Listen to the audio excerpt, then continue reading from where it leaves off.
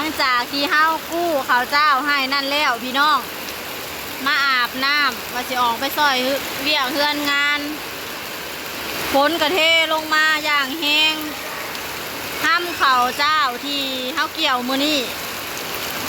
ข้าวที่เฮาเกี่ยวแม่นห้ำเปียกเบิดพี่น้องเปียกคักเปียกแน่ฝนแห้งดีแต่ว่ามันเป็นข้าวเจ้าเฮาข้างไว้สูงไว้ต่อเพื่องทั้งนั้นแหละปาดคันวานนี่เฮาบอกกู้ข้าวซุ่มนั่นไว้คือแบบคันปลาตากไว้อีกคือเปียกพี่น้องเอ้ยฝนตกลงมาอย่างแห้งเลยฝนจะมาตกยามนี้อาบน้ำว่าสิลงตลาดไปหาซื้อแนวกินว่าจะสิออกไปเฮือนงานว่ะฝนกระเทลงมา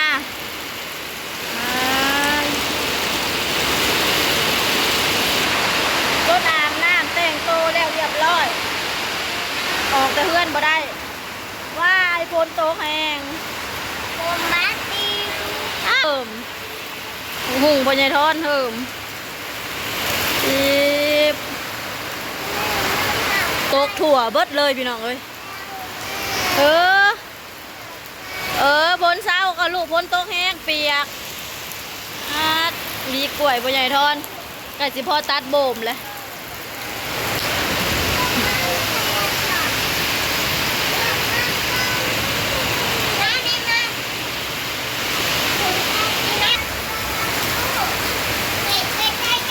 ดีแต่ห้ามกู้ข่าวจุน่ะแล้วไอ้บางก็ครับขึ้นไหวตารางบ้านสวนเลยฝนนี่เนาะ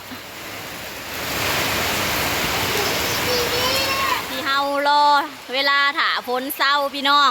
ตั้งแต่ประมาณ4 โมงเนาะตอนนี้ก็6 โมงแล้วประมาณ2 ชั่วโมงแล้วฝนตกนะพี่น้องข่าวดาวก็คือแบบแช่น้ำเลยเนาะมองที่เฮากองข่าวไหวนะมันสิเป็นแบบมองน้ำหงค่ะเด้เฮากับบ่ขึ้นบ่ฟันว่าฝนสิแห้งขนาดนี้ก็เลยกองไว้หันเนาะมองที่เคยกองกับบริปงบริกองมองมันโน่นๆและกองเขาก็ได้กองในหันตอนนี้ก็คือเขาเฮากองเขาเฮาคือแช่น้ำเนาะเพราะว่าเฮาว่าสิถาปั่นพร้อมกันบาทเดียวเด้เขาเฮามันบ่หลายนะสิปั่นหลายเถื่อก็เสียเวลารถข้าเจ้าสรุปก็คือตอนนี้เขาเฮาแช่น้ำพี่น้องเอ้ยเขาที่เฮากองไว้นะแช่น้ำเบิดกระสิโบเปียกเลยทั้งเทิงทั้งพื้นที่คุ้งดินก็คือน้ำแส่เลยหลังจากที่ว่ารอเวลาว่าฝนเศร้าเลยสิลงตลาดก็คือฝนบ่เศร้าดาวก็คือแบบ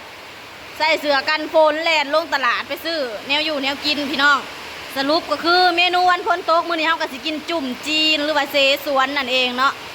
แจ่วก็จะเป็นแจ่วแบบนี้นี่แจ่วแบบบางคนเพิ่นสิเอิ้นแจ่วมาล่าบ่พี่น้องนี่จ้าเครื่องใส่เฮากับมีหลายอย่างพี่น้องมีผักโอเคแม่บ่ใส่เพชรมีก้อนเลือดหมูแล้วก็เนื้อหมูพี่น้องใส่กอกมีไข่มีเห็ดเข็มทองแล้วก็มีผักแล้วก็เส้นดำนี่แซ่บแบบเหนียวหนุบจ้าสบายดีป้าลุงก่อนสบายดีพี่น้องมากินน้ำกันบรรยากาศฝนตกลิ้นเดี๋ยวเราก็จะมาเริ่มต้มกันเลยหม้อเดือดเลยพี่น้องจ้าต้มเลือดก่อนพี่น้องต้มก่อนเลือดก่อนเอาที่ต้มแบบโบเพชรพี่น้องมะนาวก่อนคอยเอาแจ่วลง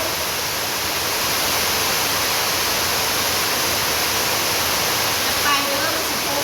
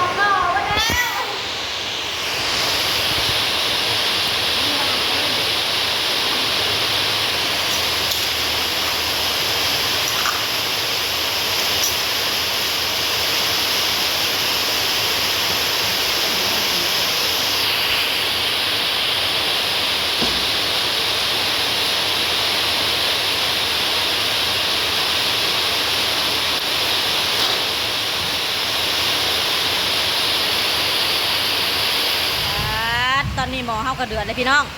เป็นจะแซ่บบ่จ้ามาเด้อกินน้ำกันเขากับบรรยากาศฝนตกลิ้นฝนตกลิ้นเดือน6ฝนตกอุ้ยฝนตกลิ้นเดือน12เตยออกให้น้องในเส้นดำนะมีทีมใส่นี่ลูกเอาออกตัวหนามาลงนี่คือเก่ามาทันละซุกโน่เส้นนะยาพ้าวพักก่อนด้วยค่ะ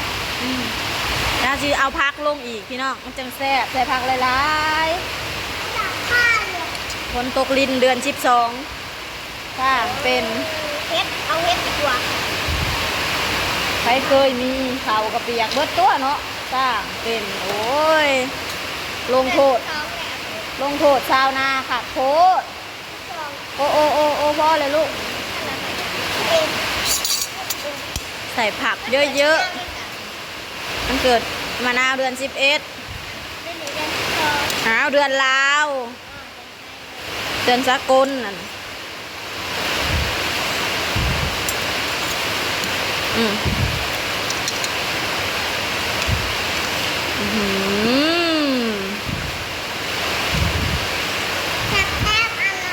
แซ่บอร่อยมากเลยน้องมะนาวก็กินแต่ว่ากินแบบบ่เผ็ดน้องโตโน่กินให้เบิ่งดูกินโซ่ป้าลุงดูแซ่บบ่ลูกแซ่บหลายบ่แซ่บบ่ครูคนใหญ่ทอนฮะจ้าคนสวยโอ้ยฮือยังโง่แซ่บไหมเด็กๆป้าลุงกินน้ำแน่จ้ายี่ไรชุกแล้วลูกกินโลดชุกเบิดแล้วมักยังกันจัดเลยโอ้ยเทพไทยบริกินนำเดี๋ยวตากให้พ่อใหญ่ทอนถ้วยนึง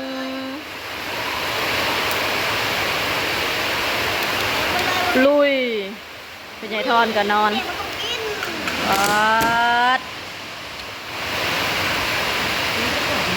จุกเลยเต็มหม้อ